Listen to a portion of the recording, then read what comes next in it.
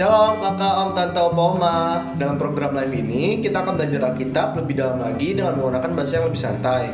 Semua bisa bertanya lewat kolom komentar. Dan jika ada yang ingin butuh bantuan doanya, juga bisa dituliskan di kolom komentar yang ada di bawah ini, mau yang ada di YouTube maupun yang ada di Facebook. Juga mohon dukungannya dengan like, subscribe, dan tekan tanda loncengnya. Jika ada yang ingin mendukung lewat dana, bisa disebarkan lewat nomor rekening yang tersedia di kolom deskripsi. Dan lebih dari segalanya, dukungan doanya ya, agar program ini bisa menjadi berkat bagi banyak orang dan akhirnya menyenangkan hati Tuhan. Oh iya, acara ini akan menemani kita semua di setiap malamnya ya. Selamat mengikuti, Tuhan Yesus memberkati. Tuhan, ini tugas kami.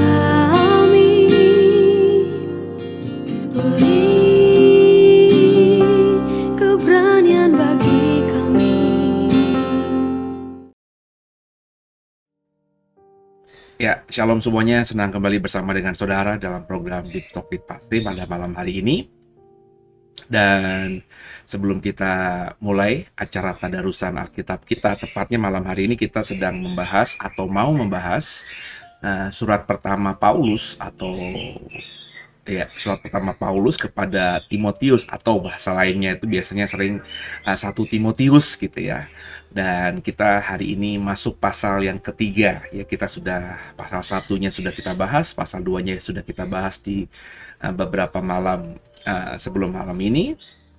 Dan sekarang kita bahas pasal ketiga ya, 1 Timotius 3, atau kalau yang resminya ya di dalam judul headline-nya di Lembaga Alkitab Indonesia, surat Paulus yang pertama kepada Timotius ya. Jadi sama-sama kita buka Alkitab kita siapkan Alkitab kita, dan sebelumnya kita satu dalam doa. Mengucap syukur Tuhan buat malam hari ini kami sudah ada kembali dalam program Deep Talk with Pastor. Bicara kepada kami semuanya Tuhan, kami siap diberkati, dan jangan satupun kami yang Kau lalui. Dalam nama Yesus, haleluya. Amin. Saudara boleh siapkan Alkitab kita masing-masing, dan saya juga siapkan Alkitab kita untuk kita mulai tadarusan Alkitab kita pada malam hari ini. Haleluya. Hanya Engkau, pribadi yang mengenal hatiku. Tiada yang tersembunyi bagimu. Seluruh isi hatiku Kau tahu. Kok belum muncul? Coba ya dimunculkan dulu saudara. Iya. Surat Paulus yang pertama kepada Timotius pasal yang ketiga ya saudara ya. Perikopnya syarat-syarat bagi penilik jemaat ya, bersama ya saudara ya. Benarlah perkataan ini, orang yang menghendaki jabatan penilik jemaat menginginkan pekerjaan yang indah. Jadi posisi penilik jemaat ini memang posisi yang prestisius gitu ya. Ya. Secara spesifik ya, dari terjemahan bahasa Indonesia ini penilik jemaat itu ya kayaknya nggak ada ya dalam sinode sekarang ini yang disebutkan penilik jemaat ya. Penilik jemaat itu ya kalau dalam bahasa awamnya yang saya perhatikan, yang saya tahu ya namanya penilik gitu kan, yang peninjau ya, atau yang pengawas gitu ya, atau ya yang diberikan tanggung jawab untuk mengawasi, melihat ya, menilai ya, memberikan penilaian lah. Mungkin kalau sekarang itu misalnya ada pejabat publik gitu ya, terus ada yang menilai dari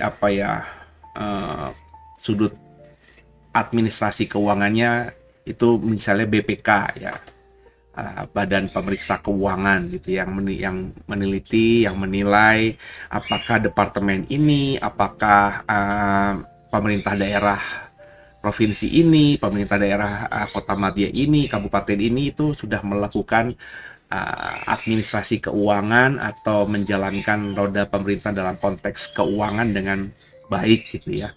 Nah mungkin penilik jemaat itu kalau dari bahasa Indonesianya itu ya. Coba kita lihat saja penjelasan Paulus soal ini. Jadi memang kalau itu benar ya itu prestisius kan ya. Jadi dihormati lah, karena penilaian itu dianggap nanti yang akan membuat status pelayanan setempat itu menjadi baik atau buruk gitu ya. Lanjut ya ayat yang kedua. Karena itu penilik jemaat haruslah seorang yang tak bercacat ya, suami dari satu istri, dapat menahan diri, bijaksana, sopan, suka memberi tumpangan, cakap mengajar orang, bukan peminum, bukan pemarah, melainkan peramah, pendamai, bukan hamba uang, seorang kepala keluarga yang baik, disegani dan dihormati oleh anak-anaknya. Ya, kalau dalam ayat-ayat ini ya sepertinya ini fokus pada seorang penilik jemaat harus seperti apa kriterianya. Tapi kalau saya melihat ayat ini ya karena tadi ya, kalau status penilik jemaat itu seperti yang saya jabarkan di atas kan memang tidak ada lagi ya, atau jarang lah gitu ya. Ada gereja yang seperti itu ya. Atau mungkin penilik jemaat seperti sinode gitu. Tapi ya tidak juga gitu ya, karena tergantung organisasinya kan. Ada banyak sinode yang dimana pendeta atau gembala lokalnya itu punya punya otoritas sendiri gitu ya, punya otonom ya, jadi mandiri begitu ya, tidak bisa dipengaruhi oleh sinodenya gitu ya. Dan memang ada juga ya gereja-gereja Protestan itu biasanya ya masih dipengaruhi karena pendeta jemaatnya itu ya di rolling ya, diputar gitu ya, ditugaskan ya. Tapi kalau gereja-gereja misalnya yang aliran Pentakosta, karismatik, di mana gereja lokal itu ada karena memang perintisan dari seseorang dan kemudian menjadi gembala dari gereja tersebut, ya itu sinode biasanya nggak terlalu apa ya berpengaruh atau apa namanya ya menilai gitu ya, atau bisa menentukan kriteria ABC dari gereja lokal tersebut ya, karena memang itu otonom ya. Jadi karena hal seperti itu, akhirnya saya selalu kalau membaca Penilik Jemaat ini adalah introspeksi balik ke dalam diri, bukan status saya sebagai pendeta atau gembala jemaat saja, tapi sebagai manusia. Ini ukurannya ya ini ya. Kalau saudara adalah pelayan Tuhan di sini ya bukan cuma orang yang, sekali lagi saya selalu mengatakan, pelayan Tuhan itu bukan orang yang cuma ada di mimbar atau di gereja sebagai pelayan Tuhan dengan tugas tanggung jawab apapun, tapi semua kita orang percaya adalah hamba Tuhan, karena kita ini adalah apa namanya diperintahkan Tuhan lewat amanat agung untuk pergi jadikanlah semua bangsa muridku, kata Tuhan. Kan kita ini adalah hamba dan Tuhan itu adalah Tuhan kita ya. Nah, jadi saya selalu membaca ayat ini ya untuk saya. Ukuran seorang Kristen sejati ya sebagai hamba Tuhan ya ini. Ya tadi ya, kalau ini bicara laki-laki, karena kan dunia zaman dulu kan apa namanya paternalistik atau apa garis laki-laki. Tapi ini juga berarti juga hamba Tuhan kan nggak laki-laki doang, perempuan juga ada seorang hamba Tuhan, wanita kan hamba Tuhan. Di zaman yang modern begini kayaknya gender apalagi dalam dunia pelayanan gerejawi itu nggak penting lagi gitu ya. Ketua sinode ada yang perempuan, gembala jemaat ada yang perempuan, pendeta ada yang perempuan, penatua, diaken, semua koordinator, semua apa namanya ketua bidang, ketua seksi dalam organisasi sebuah gereja itu ada yang ditempati perempuan.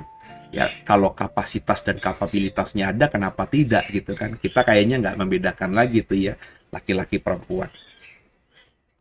Jadi ya ini buat semua kita ya. Intinya kalau kita baca ayat 2 tadi, seorang pelayan Tuhan ya nggak boleh bercacat. Bercacat ini bukan bercacat badan saja semata ya. Itu konteks perjanjian baru penting memang, karena di konteks perjanjian baru masih ada perspektif ya berdasarkan keterikatan langsung dengan perjanjian lama atau Taurat, bahwa orang yang cacat itu ya memang orang yang terkutuk gitu ya.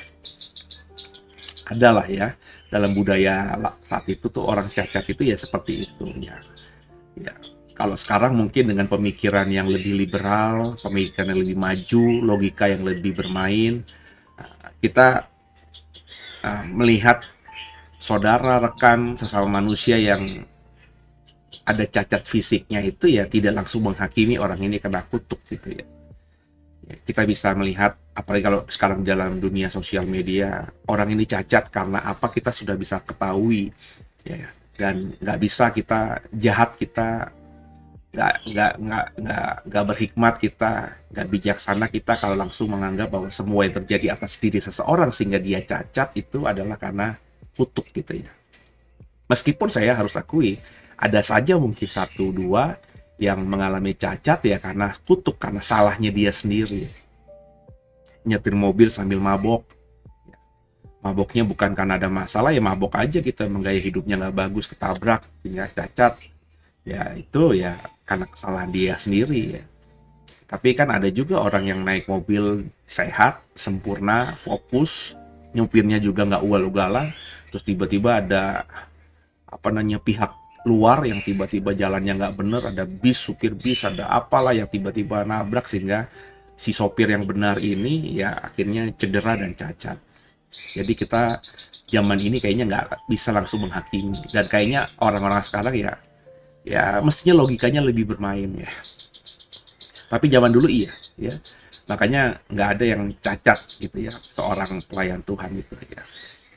Suami dari satu istri berarti apa namanya bukan poligami tapi monogami, baik istri perempuan ya hanya punya satu suami, suami hanya punya satu istri. Kesetiaan dalam pernikahan itu penting ya. ditekankan sekali dalam gereja mula-mula ya. Dalam statusnya kan ini konteksnya kan penilik jemaat, berarti orang yang melayani Tuhan di gereja ya, dengan tugas tanggung jawab tertentu ya. Tapi kalau kita tarik, saya membacanya kan tadi untuk kita semua pelayan Tuhan ya, kita harus juga punya prinsip hidup yang monogami itu ya, dapat menahan diri ya dalam segala hal, bukan cuma emosi tapi juga nafsu-nafsu lainnya ya. Bijaksana itu udah berkali-kali saya bilang penting. Sopan ya, sopan ya artinya tahu etika, tahu budaya, tahu tata krama. Itu ada peribahasa zaman SD yang kalau nggak salah ya, tolong dikoreksi aja. Di bumi, di tempat berpijaklah di mana bumi kau pijak. Jadi maksudnya ya kita harus tahu adat, bener ya. Saya lupa kalimatnya, tapi yang terngiang-ngiang itu kan zaman SD ya, menghafal peribahasa Indonesia yang banyak itu kan zaman SD, SMP ya. SMA juga ada sih ya, tapi SD, SMP kalau tidak salah, yang itu sudah lewat puluhan tahun yang lalu. Berdirilah di bumi, berpijaklah pada bumi tempat kau berada, kurang lebih begitu ya. Tolong dikoreksi gimana tuh kalimatnya.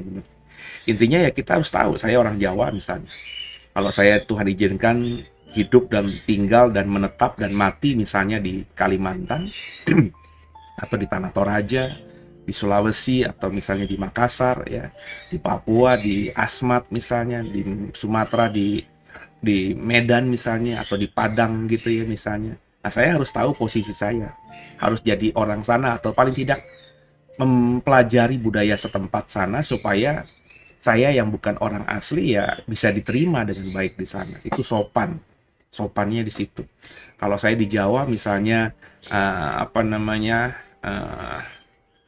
makan pakai tangan gitu, itu hal yang biasa ya. Misalnya kalau saya datang ke suatu tempat tidak ada budaya makan tangan, misalnya saya ke Sulawesi, misalnya ya ke Manado misalnya, budaya makan tangan itu nggak ada, ya harus pakai sendok, ya saya harus belajar makan pakai sendok ya.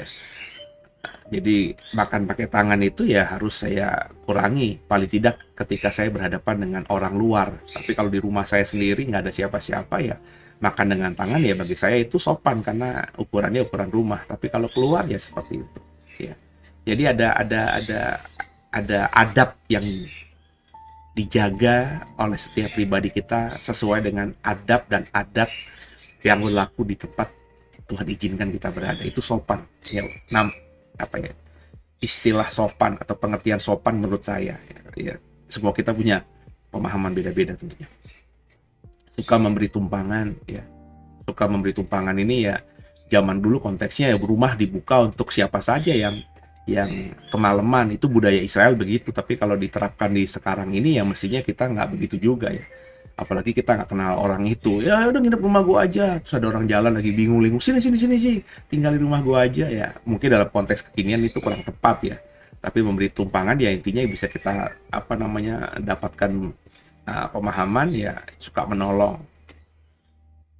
Lihat orang linglung ya, kalau suruh tidur di rumah kita ya tidak sesuai dengan aturan, orang rumah bisa kaget ya kalau kita memang tahu dia lagi kebingungan dan tidak tahu tempat bermalam di mana dan kok nggak punya uang atau gimana gitu ya, atau lagi habis dirampok ya, kita mungkin rumahnya di mana, udah kita gojekin aja ya sampai ke rumah ya, misalnya jadi sampai dia ke rumah.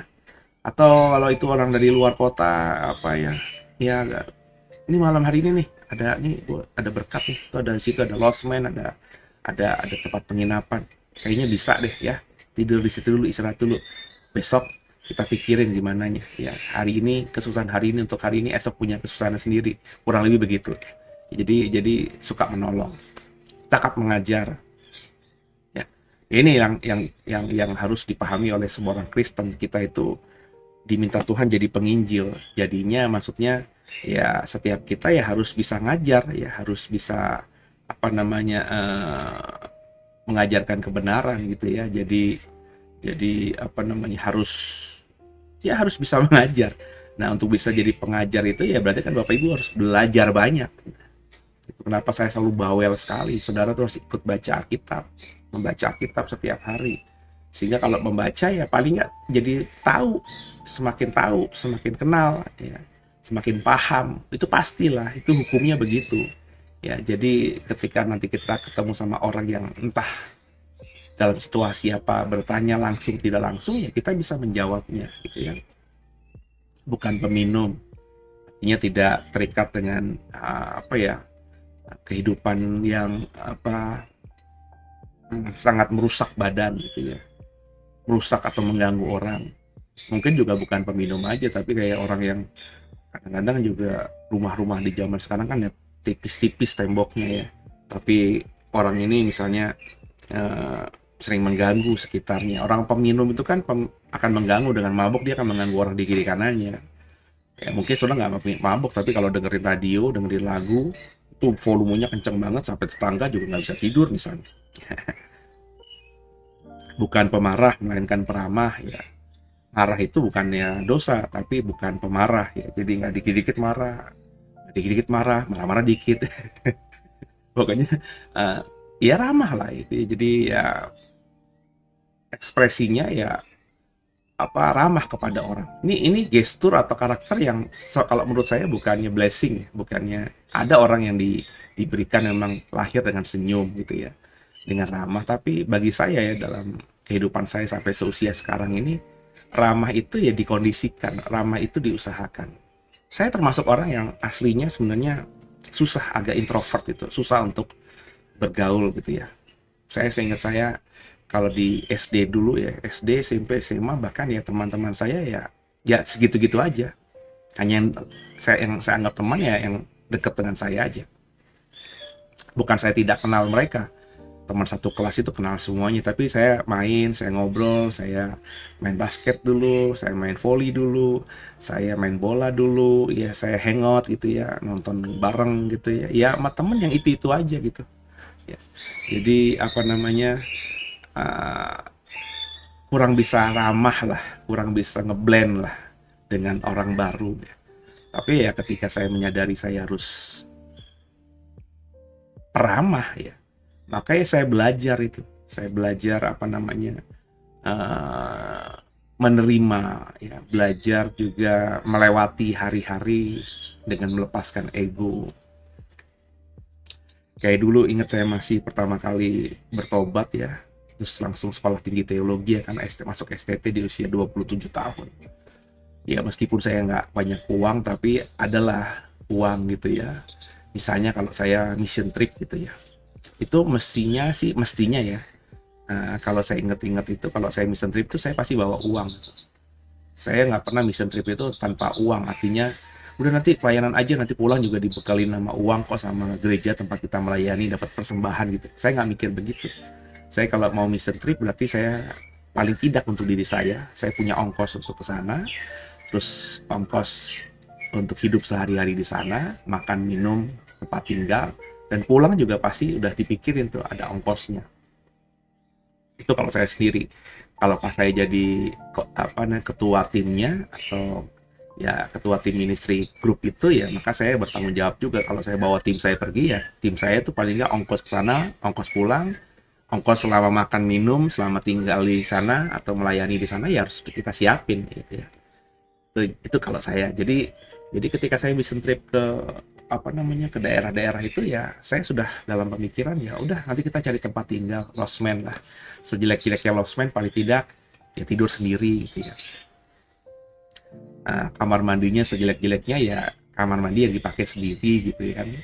Ya, istilahnya tidak, meskipun tidak senyaman kamar di rumah sendiri, tapi kan itu ya selama beberapa hari, beberapa minggu kita ada di situ gitu loh. Jadi ya akhirnya kalau sendiri kan lebih nyaman. Tapi ternyata ketika saya melayani ke daerah-daerah itu ya, tuan rumah gereja atau gembala yang menyambut kami, menerima kami itu sudah menyiapkan tempat. Ada yang saya ditempatkan di rumah jemaat, ada yang saya ditempatkan di rumah gembala itu, ada yang saya ditempatkan di pastori gereja. Jadi gereja itu punya kamar lah di belakang gerejanya. Ada yang saya ditempatkan tiba-tiba saya pernah loh sudah ditempatkan di sebuah kamar ya, kayak kamar gitu ya, kamar beneran di sebuah rumah bukan rumah sakit, seperti tempat penampungan orang yang uh, terkena gangguan jiwa. Tidak parah ya, tapi di desa itu di itu desa atau apa? Itu kok di kota ya, sudah di kota, tapi kota kecil. Di kota itu tidak ada rumah sakit jiwa ya, jauh lah, adanya di provinsi gitu ya, jadi cukup jauh ke sana. Jadi mungkin juga nggak ada rumah sakit jiwa ya, saat itu ya, saya lupa ya di provinsinya sudah ada belum, tapi saya ditinggal di kotanya. Sama ibu kota provinsinya itu jaraknya, perjalanan kalau naik darat aja saat itu ya, itu sekitar ya 5-6 jam, jadi jauh sekali. Masih di Jawa juga ya. Saya tinggal di sebuah kota ya, kalau nggak kota kabupaten atau kota madya, saya lupa saat itu apa, kabupaten kalau nggak salah. Dan nggak ada rumah sakit jiwa, tapi di situ ada kayak hamba Tuhan yang melayani orang-orang yang terkena gangguan kejiwaan itu. Jadi entah saya lupa yayasan atau apa, dia punya bidang tanah cukup luas ya, terus dibentuk seperti begitu, itu semuanya kamar, ada lantai 2-nya juga untuk misalnya gedung pertemuan atau kegiatan apa-apa gitu ya. Ada ya tempat latihan musik juga di situ, pokoknya yang di bawahnya tuh kamar semuanya. Dan ya saya tinggal di kamar yang kosong, yang kiri kanannya ya ditiduri ada orang-orang yang selain pengurusnya di situ juga orang-orang yang mengalami gangguan kejiwaan.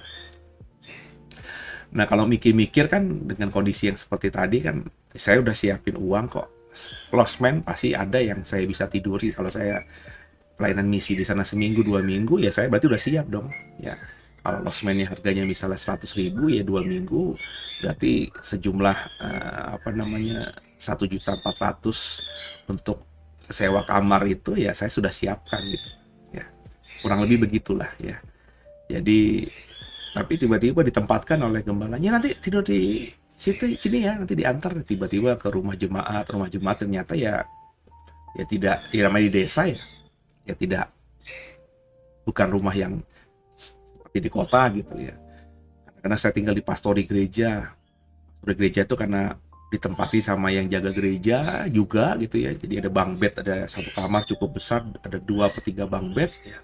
Ada 2-3 laki-laki dan kadang-kadang juga anak-anak muda bermalam atau nginep di gereja, tidurnya di situ ya. Terus tiba-tiba saya datang sebagai tamu, ditempatkan di situ, jadi tidur rame-rame. Nah, kamar laki-laki tahu dong ya, nggak ada yang bersih gitu ya. Kasurnya juga karena dipikir mereka juga ya tidurnya mungkin di mana aja, di ranjang mana aja, sehingga berantakan gitu ya. Tidak, mungkin juga spraynya nggak dicuci. Jadi kondisi-kondisi seperti itu yang harus saya terima. Itu yang saya bilang tadi ya, peramah ya, artinya ya siap di mana aja ya, bisa terima apa aja gitu loh, maksud saya. Tidak menggerutu ya. Nah, saya belajar banyak ya, pembentukan diri saya itu di sini ya.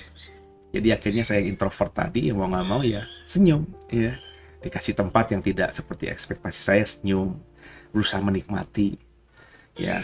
Saya pernah tinggal di pastori gereja, orang yang tinggal di pastori gereja itu aja kurang lebih yang benar-benar bermalam di situ ya, itu ada 3 orang laki-laki ya, di bawah saya usianya saat itu. Saya 27, mungkin ada satu yang sepantaran saya, tapi sisanya di bawah saya, adik-adik saya semuanya jaga gereja, dia anak muda. Terus juga ada anak-anak muda yang sering bermalam, ganti-gantian itu, kalau mereka tiba-tiba lagi ngobrol, lagi latihan musik buat Natal misalnya, kemalaman ya mereka tidur di situ. Nah, tiba-tiba ada tim kami, ada 2-3 orang laki-laki tidur di kamar yang sama. Kamar mandinya cuma 1. Nah, kamar mandinya skala 1 ya, kita cucinya di situ juga. Jadi ada ember, taruh rendam pakaian ya, direndam sabun, terus dikucek-kucek gitu ya. Ya, kamar mandinya sharing gitu ya. Dan itu termasuk merupakan pengalaman yang pertama bagi saya. Bukan saya tidak pernah sharing kamar mandi, tapi biasanya sharing kamar mandi kalau saya tinggal bermalam di rumah orang itu ya keluarga kan. Ya meskipun masih agak aneh gitu, tapi keluarga lah gitu ya. Kayak contoh kalau saya pulang kampung ke rumah orang tua saya di Kediri sana, itu kalau pas pulang kampung pas Natal tahun baru ya, keluarga besar tuh kalau kumpul itu ya bisa ya 20-30 orangan, ada 20-an lah ya, kalau datang semuanya itu 20-an lebih ya. Jadi ada kakek nenek saya, 4 anaknya, tambah 4 mantu ya. Terus tambah masing-masing mantu itu punya 2 anak. Ya itu jadi udah berapa tuh ya? Udah ya sampai 20-an lah. Jadi rame. Kamar mandinya satu, ya WC-nya satu. Jadi kalau mau mandi ya sharing ganti-gantian nunggu. Tapi meskipun agak aneh gitu ya, tapi ya keluarga sendiri. Gitu ya. Keluarga sendiri, tiba-tiba ini saya harus sharing kamar mandi dengan orang-orang yang relatif belum saya kenal, belum saya tahu. Itu sebagai orang yang introvert ya, itu beratnya minta ampun. Tapi saya belajar untuk senyum gitu ya, belajar untuk menerima. Saya udah mau mandi nih, tiba-tiba ada orang yang masuk atau yang di dalam lama karena sekalian, maafkan saya buang air gitu, saya mesti nungguin dulu gitu ya. Nah, no, ya sambil berusaha untuk sambil santai, karena saya kan tamu ya, harus senyum-senyum meskipun hati, waduh gue udah mau pelayanan nih, mau pergi ke sini nih, udah janji sama orang, tapi harus senyum. Berarti besok-besok kalau janji sama orang jam 10, ya saya nggak bisa setengah 10 baru mau mandi, saya harus mandi jam 9 atau jam 8 gitu ya, mandi jauh lebih dulu ya sambil nunggu gitu ya. Nah itu kan akhirnya gue bisa menyesuaikan diri, dan akhirnya terbentuklah saya yang seperti ini sekarang ini. Ya dibilang ramah banget ya tidak, tapi bisa senyum gitu sama semua orang dan bisa menghampiri semua orang dan bisa say hey duluan sama semua orang gitu ya. Itu karena bukan karakter, itu pembentukan. Nah, bagaimana saudara mau dibentuk nggak? Ya, pendamai, bukan hamba uang, itu juga harus bukan cuma karakter tapi juga harus pembentukan diri ya. Nah, jadi mau pelayanan itu motivasinya bukan uang. Jadi sekali lagi, semua kita itu adalah pelayan Tuhan dengan panggilan dari Tuhan masing-masing ya. Tapi bukan hamba Tuhan, hamba uang gitu ya. Seorang kepala keluarga yang baik, perhatikan ayat 4 ya. Disegani, dihormati oleh anak-anaknya. Jadi anak-anak tuh ya harus respect sama orang tuanya kalau kita sudah punya anak-anak. Dan kalau kita hamba Tuhan, ya respect artinya ya nurut, hormat, ya tidak menyusahkan, tidak membuat malu. Ya ini kan jadi kan bukan juga blessing, tapi juga harus dibentuk dalam sebuah keluarga. Otoritas, bagaimana komunikasi yang baik, bagaimana hubungan antara orang tua anak yang penuh cinta dan kasih itu ada. Nah, ini harus dibentuk dalam setiap rumah tangga Kristen. Ya, ayat 5. Ini udah sampai mana nih ya? Oh, udah setengah jam sendiri ya. Jikalau seorang tidak tahu mengapalai keluarganya sendiri, bagaimana ia dapat mengurus jemaat Allah? Nah, ini logika yang selalu saya pakai. Iyalah ya. Kalau memang keluarga itu nggak mungkin bisa cocok 100%, 100%. Suami istri aja pasti ada perbedaan pendapat, perbedaan pikiran, ya, perbedaan mimpi, visi hidup dan lain sebagainya. Tergantung kan Bapak Ibu. Jadi kalau kita bisa menerima pasangan kita yang berbeda, kita bisa menerima pemikiran anak-anak kita yang pasti berbeda dengan kita, orang tuanya, nah itu bagus. Kalau kita bisa mengurus keluarga kita dengan baik, bagus. Tapi kalau kita nggak bisa mengurus keluarga kita dengan baik, gimana bisa mengurus jemaat Allah? Bisa mengurus yang lebih luas. Nah, ini logika ini yang saya selalu mainkan. Misalnya kalau ya meskipun ya tadi karena saya menganggap bekerja dimanapun itu pelayanan kita. Ya dulu ada seorang tokoh Kristen hebat ya, yang jadi pejabat, terus akhirnya setelah dia turun dari posisinya tapi masih terkenal, ya kita tahu akhirnya keluarganya berantakan, divorce, suami istri keluar pecah. Ya ketika pecah ya cerai gitu. Ya saya artinya beranggapan bahwa mereka ini ketika jadi pejabat publik dulu menampilkan citra sebagai suami istri yang akur, romantis, itu fake, semuanya palsu. Ya, ketika jadi pejabat publik ya istri dan suami masih ditenteng-tenteng, ya, karena ada kepentingan. Tapi ketika posisi sudah tidak ada, ya langsung cerai gitu, langsung ya cerai. Dan ketika pejabat publik itu akhirnya ya karena punya track record sebagai pejabat publik yang bagus lah gitu ya, itu dipercaya untuk apa namanya menjadi pejabat di pemerintahan yang lain gitu ya, dalam bidang hal yang lain ya, saya sudah tidak gimana gitu. Apalagi masih banyak fansnya yang mau menggadang-gadang dia menjadi misalnya maju dari apa gitu. Apalagi saya kalau wapres atau presiden ya, saya tidak akan merekomendasi meskipun dia seiman dengan saya. Karena dalam Kristen aja cerai itu nggak boleh gitu ya. Terus dia melakukan hal itu. Ya, lucu aja dulu dia ketika jadi pejabat sering pakai ayat-ayat firman Tuhan meskipun tidak disebutkan pasal dan kitabnya dan ayatnya, tapi selalu mengutip ayat-ayat firman Tuhan dan kita Kristen tahu, wah kok tahu ayatnya, kayak bangga gitu ya. Tapi ternyata ya masalah keluarganya pun tidak bisa dibereskannya dengan bijak sesuai dengan firman Tuhan. Jadi kalau keluarganya akhirnya berantakan, ya gimana dia bisa ngurus yang lebih besar lagi? Itu logika itu saya mainkan senantiasa. Ya. Sama juga kepada teman-teman rekan-rekan hamba Tuhan yang melayani Tuhan dan juga faktanya cerai. Ya. Istri yang sekarang, suami yang sekarang bukan istri pertamanya, bukan suami pertamanya. Ya. Saya tidak bilang tidak bisa bertobat seseorang, bisa saja. Cuma ya tadi ini kan kriteria seorang penilik jemaat, aktivis gereja. Nggak boleh ada cacat. Cacatnya itu bukan cacat fisik aja, tapi juga track record yang jelek. Makanya saya bilang itu kalau sudah melayani Tuhan itu ya harus benar-benar hidup yang benar. Sudah menjadi seorang percaya itu kita tuh pelayan Tuhan. Dan kalau kita sudah melayani Tuhan, big boss kita, dan kita udah punya cacat itu ya susah untuk memperbaiki kurikulum vitae kita atau biodata kita karena sudah ada cacat-cacatnya tadi, saudara ya. Jadi ya sekarang inilah ya, kalau kemarin sebelum dengar ini saudara masih berpikir yang tadi ya, sekarang bertobat sungguh ya, hidup yang benar, mulai dalam perspektif yang benar. Saya percaya ya kalau benar-benar bertobat ya Tuhan pasti pulihkan, dan kalau Tuhan sudah pulihkan ya masakan saya masih terus mengingat-ingat hal itu gitu ya. Tapi harus kelihatan dulu dong dalam kehidupannya yang sekarang ini.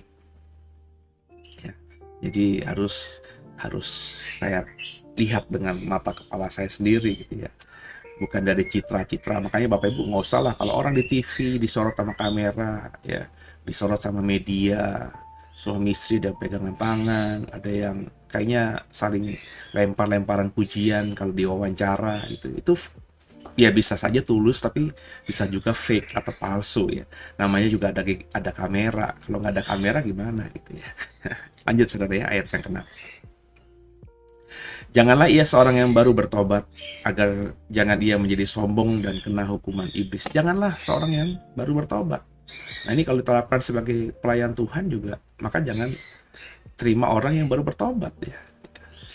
Karena kalau baru bertobat tiba-tiba langsung dikasih panggung, dikasih mimbar ya jadi sombong gitu ya. Gue nih baru bertobat kemarin, sekarang gue udah jadi pendeta. Ya nggak semua begitu, tapi kecenderungan orang itu seperti itu ketika tidak melewati proses seperti layaknya orang-orang lain ya. Hendaklah ia juga mempunyai nama baik di luar jemaat, agar jangan ia digugat orang dan jatuh ke dalam jerat iblis. Jadi sekali lagi track record juga iya harus penting. Jadi jangan melihat orang ketika ada di gereja saja, oh dia bagus nih, rajin ibadah ya, rajin ngasih persembahan dan persepuluhan juga, yuk kita jadikan dia pejabat gereja, yuk orang kaya pula lagi.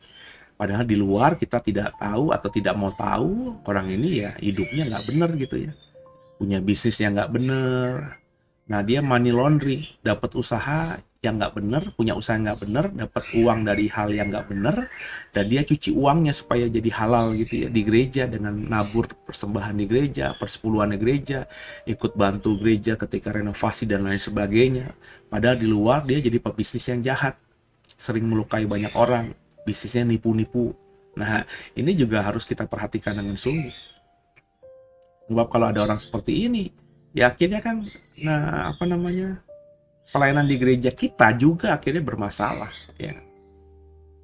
Ya saya ya sudahlah punya pengalaman, entah dulu saya sebagai pendeta sebuah gereja besar atau sekarang saya mengembalakan gereja ya relatif masih belum besar gitu saudara ya. Ya, ya ada aja. Ya saya pikir di mata saya oke, ternyata saya dengar dari luar, wah ternyata dia begini, ya hidupnya begini, ya banyak orang terluka dengan sikapnya orang ini di luar gereja. Ya sampai ke saya, oh berarti dia di depan saya ya fake gitu ya, menampilkan diri sebagai malaikat, padahal di luar ternyata ya seperti ya, lawannya malaikat gitu ya. Dan ini yang memang sering terjadi. Ya, jadi apa namanya? Inilah syarat. Ya, syarat inilah yang harus dilakukan oleh kita kalau kita adalah hamba Tuhan, melayani Tuhan. Maka ya tadi ini ayat-ayat ini untuk saya. Saya nggak boleh sombong. Ya, saya juga harus jaga nama baik saya di luar. Ya, supaya ketika saya mulai dikenal, makanya ini kan dengan saya apa program sosial media atau pelayanan digital ini saya kembangkan, saya kan akhirnya menunjukkan diri saya keluar. Dulu yang tahu saya hanya orang-orang yang dengar saya khotbah saja. Benar nggak? Kalau itu the way, hanya jemaat the way saja yang tidak seberapa banyaknya. Ya bisalah saya jadi apa namanya? Jadi pakai topeng gitu ya. Tapi dengan program ini di-share keluar, banyak orang yang bisa akses kalau memang mau mengakses gitu ya, mendengarkan khotbah-khotbah saya ya. Kalau saya sikapnya nggak benar di luar ya akhirnya kan, wah dia khotbahnya begini, padahal seperti ini, mau aja tuh jemaatnya dibegoin, kurang lebih kan begitu saudara ya. Jadi ya tadi, saya harus benar-benar tadi jaga nama baik saya di luar juga ya. Inilah yang harus diperhatikan oleh kita semuanya. Dan bagi saya, apa yang ditulis oleh Paulus kepada Timotius dari ayat 1 sampai ayat 7 di pasal 3 1 Timotius ini mestinya kita lakukan sebagai orang percaya yang melayani Tuhan. Ayat 8. Syarat-syarat bagi diaken. Ini spesifik bagi diaken. Diaken itu apa? Diaken itu pelayanan meja, ya. Istilah diaken itu pertama kali muncul kan di Kisah Rasul, di mana rasul-rasul akhirnya mulai kewalahan, tidak ada waktu untuk mengurusi janda-janda dan orang-orang yang miskin. Nah, dipilihlah 7 diaken untuk membantu pelayanan ini, sedangkan rasul-rasul fokus pada pelayanan yang fokusnya mereka, pelayanan mimbar, ngajar gitu ya. Sedangkan pelayanan yang lainnya, sosialnya, pelayanan kasihnya itu ditunjuk 7 diaken untuk membantu mereka supaya semua pelayanan bisa terlayani.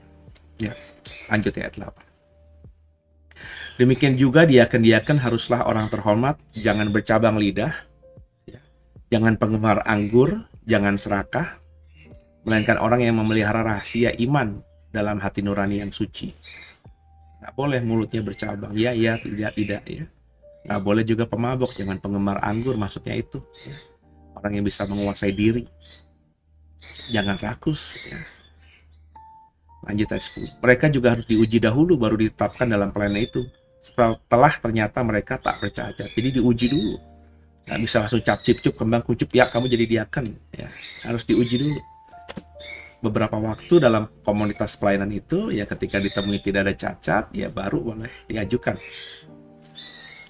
Demikianlah pula istri-istri hendaklah orang terhormat, jangan pefitnah. Maksudnya diakennya ini kan laki-laki karena konteks paternalistik dalam zaman dulu ya.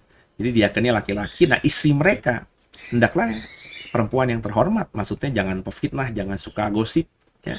Jangan suka ngomongin orang, kurang lebih begitu ya. Hendaklah dapat menahan diri dalam segala hal, ya. Nafsu mata, nafsu segala macam terus bisa menahan diri, dapat dipercaya dalam segala hal. Jadi ketika suaminya cerita ingin ngobrol doang soal pelayanan ya, istrinya ini bisa keep untuk dia aja ya. Bukan dibagiin besok, laki gue bilang si ini kemarin dia konseling, ternyata si ini tuh begini-gini kata laki gue. Ya nggak bisa gitu saudara ya.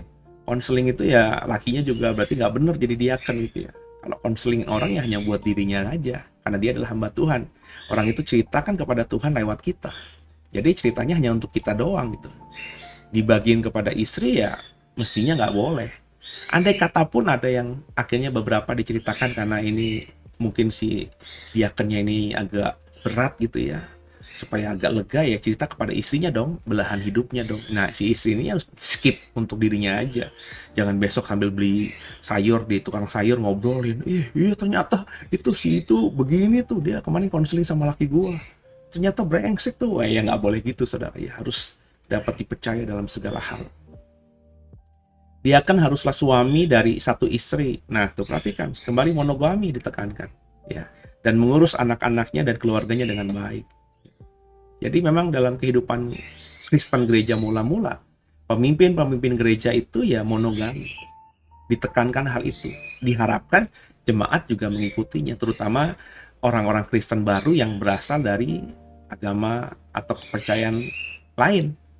Mungkin di kepercayaan lain, di suku lain yang tidak Israel kan, ada kebiasaan, ada adat bahwa laki-laki itu punya banyak istri, bagus. Nah, ketika mereka jadi Kristen ya itu nggak boleh lagi ya. Banyak perempuan bagus, nggak boleh lagi ya, harus satu istri. Mengurus anak-anaknya dan keluarganya dengan baik, bertanggung jawab gitu.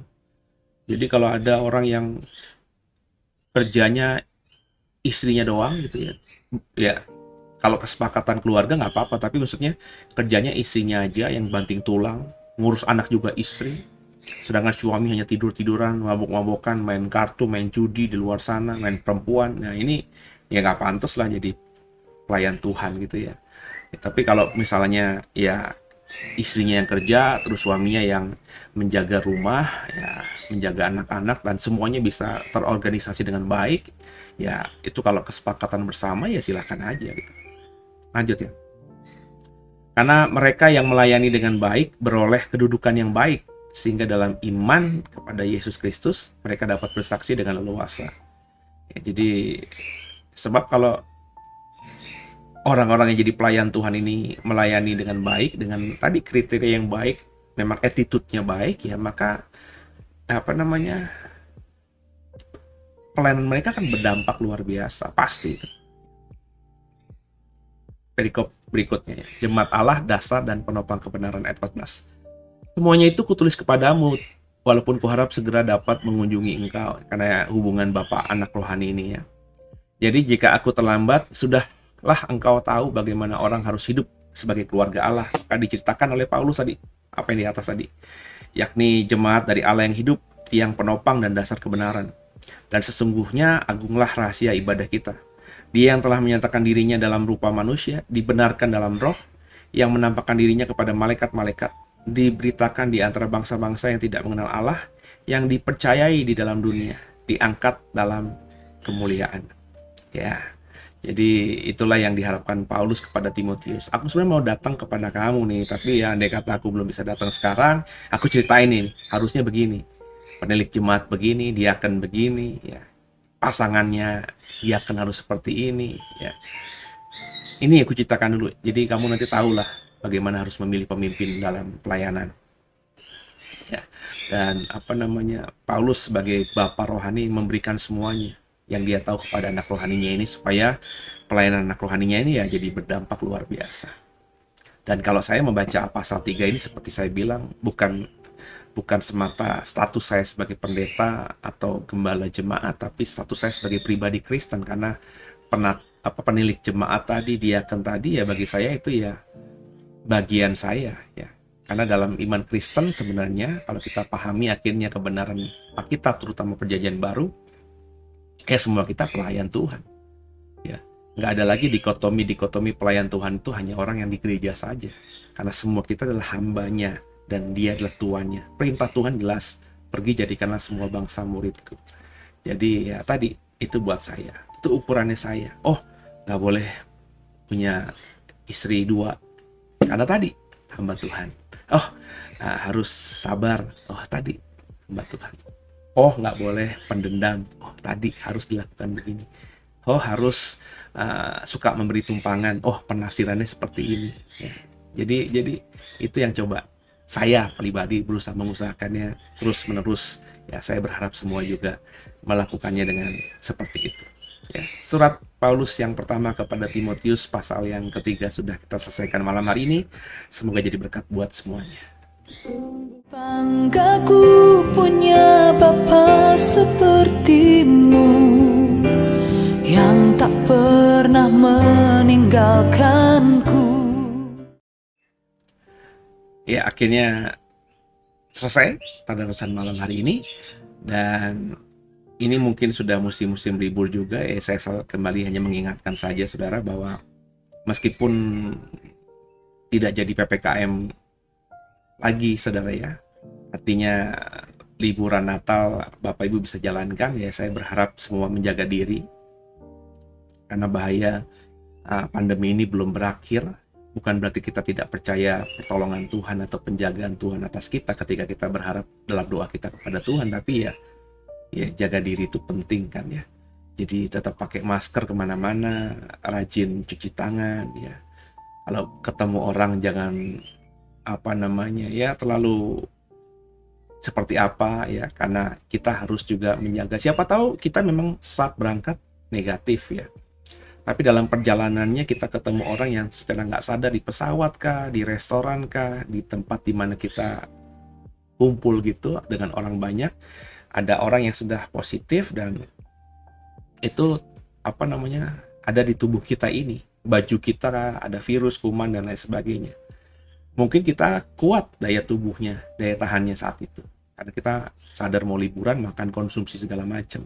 Terus sampai ke rumah saudara kita yang kita tuju, kita langsung datang dengan pelukan, cipika-cipiki ya itu kan kita bisa membawa virus itu kepada orang lain, keluarga kita, yang mereka pada tinggal di rumah, menerima kita, nggak kemana-mana, cuma terima kita nggak positif, tapi kita lagi bawa badan baju yang penuh virus ini ya. Jadi ya tadi sebaiknya kalau sampai seperti itu ya, bereskan tubuhmu, bersihkan tubuhmu dulu ya. Udah bersih semuanya, udah merasa udah oke, ya boleh salaman mungkin kalau itu keluarga dekat sekali ya, cipika-cipiki kalau itu orang tua yang kita sayangi sekali ya.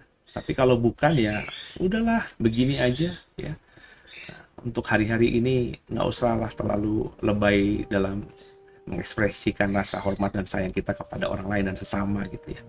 Ini bagian kita juga karena mengasihi mereka. Bukan kita tidak mengasihi mereka, takutnya tadi kan kita bawa, bukan kita takut ditularkan mereka, tapi kalau saya perspektifnya begitu ya. Saya tuh nggak pernah selama pandemi ini ya, bukan karena saya takut ditularkan orang lain, tapi saya takut menularkan orang lain karena saya nggak tahu apa yang saya bawa di badan saya ini ya. Kalau badannya fisik saya yakin saya sehat, tapi siapa tahu di jalanan saya lagi bawa kuman-kuman, lagi bawa virus, bakteri apapun itu ya.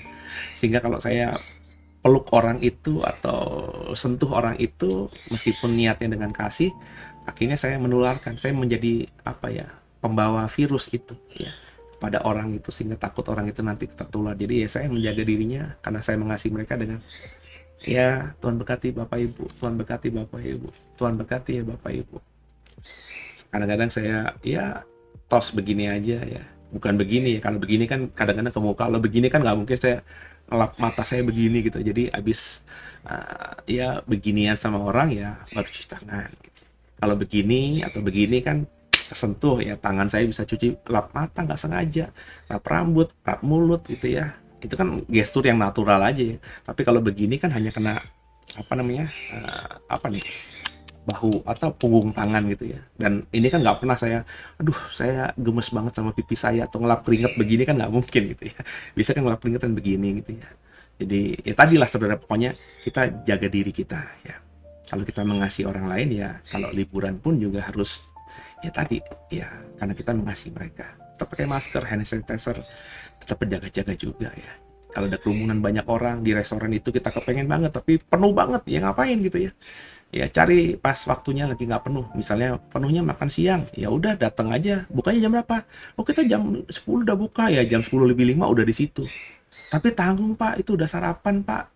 Ya jangan sarapan kali gitu, daripada kita makan jam 12 jam 1 penuh, restoran yang penuh, AC pula, ya nggak bagus juga buat kita di zaman hari ini gitu ya. Lebih baik kita tahan diri nggak sarapan, terus jam 9.45 sudah jalan ke restoran itu. Restoran itu buka tank jam 10, dari close jadi open, dibuka itunya, petunjuknya, kita langsung masuk. Jam 10.15 kita tamu pertama yang terima masakan yang dibuat oleh chefnya. Lebih begitu kalau saya lah ya, daripada harus hal tadi gitu ya. Jadi supaya liburan Natal kita liburan yang memberkati orang yang kita ajak liburan, sekaligus juga jadi berkat buat orang lain yang siapa tahu nggak sengaja kita temui di liburan kita. Jadi berharap sungguh ya apalagi hari ini ada virus Omicron itu ya, Bapak Ibu memahami sungguh ya. Saya baru baca headline gitu ya. Saya suka bola gitu ya. Pertandingan Manchester United malam kemarin itu dibatalkan akhirnya gara-gara ada satu staff yang positif ya. Bahkan ada pemain timnas kita ya yang dari bermain di emang keturunan Indonesia tapi bermain di Liga Inggris gitu ya, yang datang udah main bahkan kemarin ternyata dapat informasi dari Singapura, tempat ada perlombaan bola ASEAN gitu ya. Di pesawat itu ada yang ternyata positif, sehingga ini lucu juga, pemain timnas kita yang sudah main kemarin, sudah latihan, harus dikarantina gitu ya. Ya mungkin nggak boleh main kali ya sampai dinyatakan oke fisiknya. Nah, saya nggak tahu perkembangan lainnya gitu ya. Intinya virus Omicron katanya ya lebih menakutkan. Dan saya bukan bikin saudara takut, kita punya Tuhan. Tapi paling tidak itu membuat kita bijak bahwa pandemi COVID-19 ini belum selesai. Jadi nggak usah takut, nggak usah khawatir yang berlebihan. Tapi paling tidak kalau kita menjaga diri, itu membuat semua kita aman. Dan orang di sekitar kita pun juga aman. Dan kemanapun kita pergi juga kita membuat orang lain yang kita temui langsung nggak langsung, sengaja nggak sengaja juga aman. Gitu ya. Tundukkan kepala kita, doa. Makasih Tuhan buat semuanya, dan kami percaya malam hari ini kami diberkati. Ampuni salah dosa kami, Yesus Kristus adalah Tuhan Juru Selamat kami yang hidup, dan ke dalam tangan-Mu lah kami serahkan tubuh, jiwa, roh kami. Haleluya. Amin. Selamat malam semuanya, selamat istirahat. Tuhan Yesus memberkati semuanya.